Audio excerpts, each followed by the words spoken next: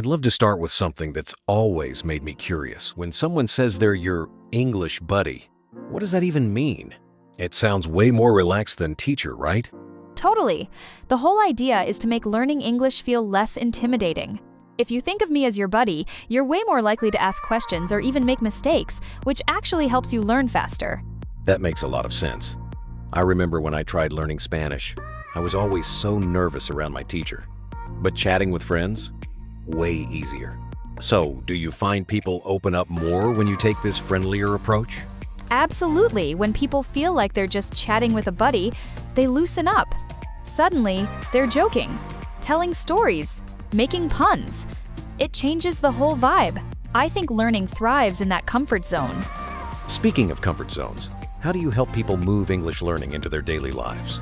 It can be tough to keep practicing outside of scheduled lessons.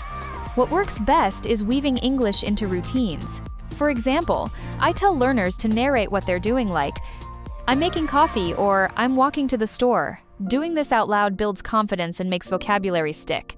That's a clever trick. I imagine it feels a bit silly at first, but I bet it helps you get used to thinking in English.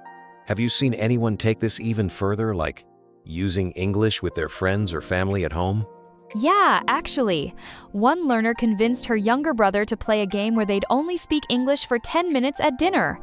They laughed a ton over their mistakes, but it really boosted both their skills. Sometimes turning it into a game is all it takes.